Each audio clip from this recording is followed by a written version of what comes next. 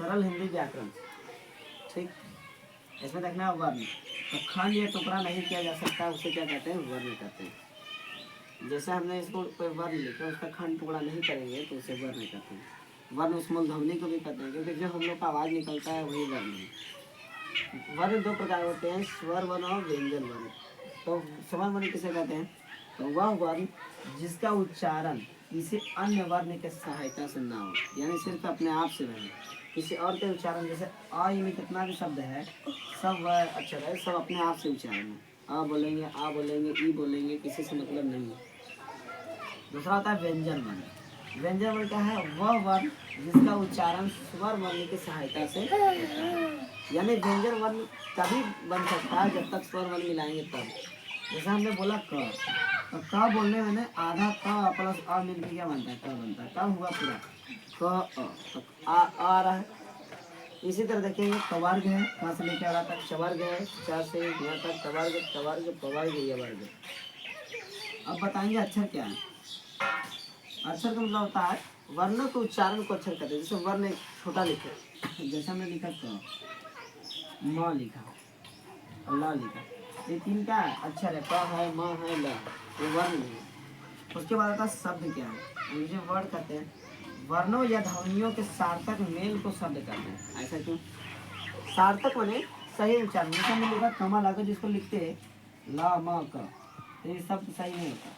ये इसी को अगर सजा के लिखेंगे क म ल, तो ये सही बने। इसी को कहते हैं सार्थक। सार्थक माने सही रूप से सजाया गया। तो वर्णों या ध्वनियों के सार्थक मेल को शब्द कहते हैं। ध्वनि इसलिए कि जैसे हमने लिखा कमल बोले तो इसमें ध्वनि का भी उच्चारण है। आगे देखेंगे उत्पत्ति की दृष्टि से शब्द के प्रकार। शब्द के बहुत सारे प्रकार है। उत्पत्ति की दृष्टि से है, बनावट है, रचना है, उसको आगे क्लास में बताएंगे। अभी हम यहाँ पर सिर्फ देखेंगे उत्पत्ति की दृष्टि से शब्द के 4 प्रकार होते हैं। पहला होता है तत्सम, तद्भव, देशज, विदेशज। तत्सम, तद्भव, देशज, विदेशज। अब बारी बारी से सबको देखेंगे। सबसे पहले देखते हैं तत्सम को। तत्सम किसे कहते हैं? तो संस्कृत के बिगड़े रूप को, यानी संस्कृत में जो शब्द रहता है, संस्कृत में जो शब्द रहता है उसे तत्सम कहते हैं। ठीक है ना? अब तद्भव किसे कहते हैं? जैसे भी तत्सम का एग्जाम्पल देखो, सरोज, पुष्प, पुष्प मैंने फूल हुआ, सरोज मैंने कमल होता है, पंकज मैंने भी कमल।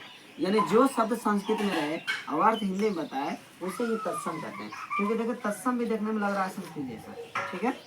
तद्भव क्या है? तत्सम के बिगड़े रूप है, यानी संस्कृत से सीधा हिंदी में रहे। अगर जो कोई शब्द संस्कृत में रहे तो हो जाएगा तत्सम। अगर जो वही शब्द हिंदी में रहे, पूरे पूरे हिंदी में रहे, उसका कोई अर्थ ना निकले, हिंदी में रहे, उसे क्या कहेंगे? तद्भव कहते हैं। जैसे किताब, तो किताब तो हिंदी शब्द है, इसे अंग्रेजी में कहेंगे पुस्तक। जो हिंदी में आएगा तो किताब। नदी, नदी हिंदी है, यानी हिंदी में जो पूरे पूरे रहे उसे क्या कहेंगे? तद्भव कहेंगे। आगे देख लो देशज। देशज में लग रहा है कि देश है, यानी जब कोई भाषा देश में बोला जाता है, यानी फिर देश हमारे देश के द्वारा उत्पन्न हो, उस भाषा को या उस शब्द को क्या कहते हैं? देशज कहते हैं। देखो देश के अंदर में पाए जाने वाले शब्द को, यानी जो देश के अंदर हमारे शब्द बने हैं उसे देशज कहते हैं, यानी देहाती भाषा। जैसे पगड़ी है, लोटा है, खटिया है, सब कैसा शब्द है? सब देसी भाषा है। ठीक, यानी देहाती। ठीक है ना? अगला है विदेशज। विदेशज क्या है? वह शब्द जो उत्पत्ति विदेश में हुआ है, यानी विदेश के लोग उत्पत्ति किए हैं और हमारे देश में भी चलते हैं, वैसे शब्द को विदेशज कहते हैं। जैसे में अमेरिका लोग अंग्रेजी का, इंग्लैंड लोग अंग्रेजी बोलते हैं, हम लोग स्कूल को क्या बोलते हैं? हिंदी में विद्यालय बोलते हैं। लेकिन अंग्रेज लोग ना इसी भाषा को क्या बोलते हैं? स्कूल, हॉस्पिटल, ये सब कैसा भाषा हो गया? यानी अंग्रेजी जितने भी वर्ड हैं सब क्या हो जाएगा? विदेशज। शॉर्ट में बताते हैं, संस्कृत में जो शब्द रहेगा तत्सम, हिंदी में जो शब्द रहेगा तद्भव, देहाती भाषा रहेगा देशज, और अंग्रेजी भाषा जो भी रहेगा यानी अंग्रेजी वर्ड यानी जो भी रहेगा वो सब रहता है विदेशज। तो इस तरह से पार्ट 1 क्लियर है। इसके आगे भी बताएंगे और उत्पत्ति, उसके बाद हुआ रचना, रचना के बाद बनावट की दृष्टि से शब्द के प्रकार, यौगिक, यौगरूढ़, रूढ़। इतना आज के लिए।